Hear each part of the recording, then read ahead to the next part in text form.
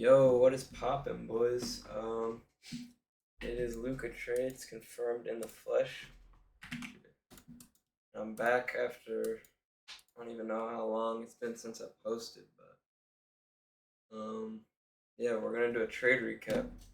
It's like the old days. So, uh, y'all know I'm the NQ king. So we're gonna. My screen just went black. I guess I can just do it from here. I don't know.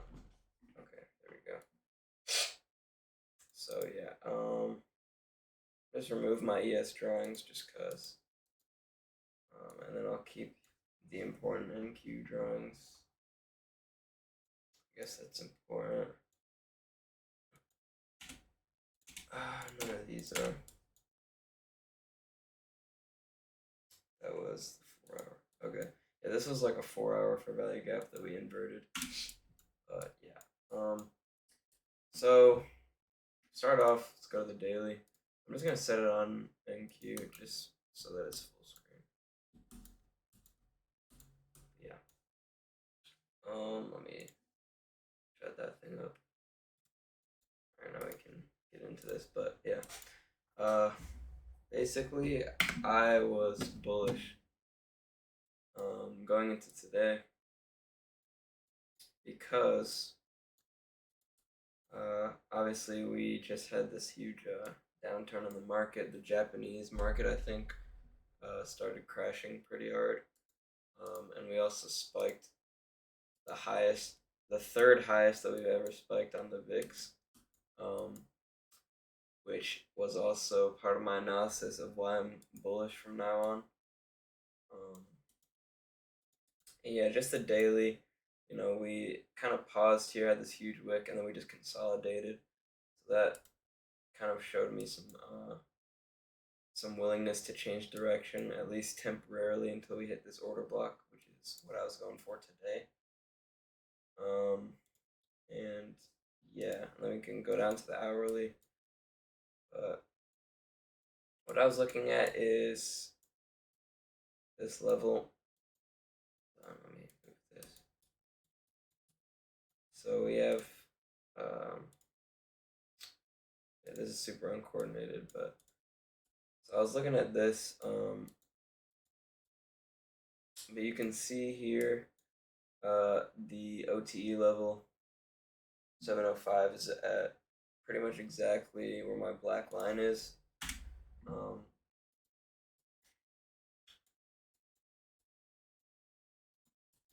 And that's where my target for today was.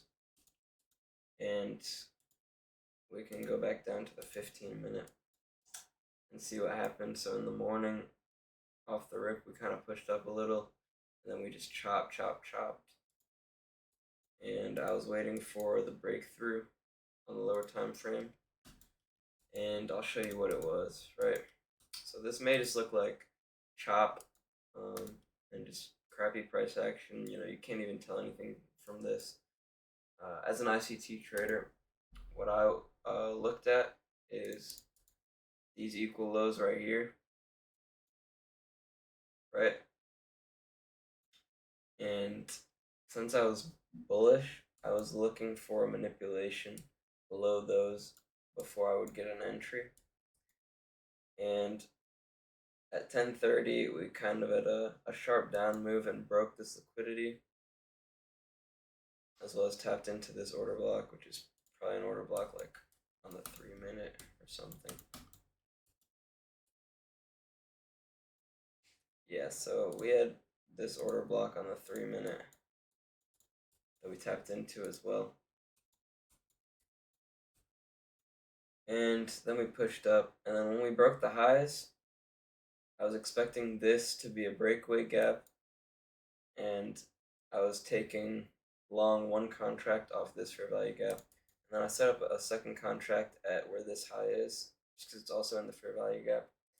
And my stop is below this candle's low, because that's the lowest candle in the 3 candle fair value gap pattern. We had very minimal drawdown, about I don't know 2 handles max drawdown, and it just kind of went up to the target. We kept making these breakaways that were being respected, and I just held it out. It was really that simple. But that just shows, um, if you have the right daily bias and you know where price wants to head, um, or at least the bare minimum of where price is going to go in the right direction, then you can pretty much just wait for any manipulation opposite of where that is, and then an expansion towards your daily bias, and then just take an entry off any imbalance like a fair value gap, inverse, order block, anything like that. And just make sure you give your stop loss decent amount of room. Obviously, this was a pretty big stop. If I was trading this on a prop firm, I'd probably do like 3 micros or something like that, just to minimize risk, or maybe 3 to 5. But yeah, that's pretty much all I have for this video. I just wanted to make this because I've been kind of slacking. It's been the summer, not really getting up all that early. But now the school year's back, we staying locked. The laptop's coming back out, and yeah. Thank you guys for watching. See you in the next one. Peace.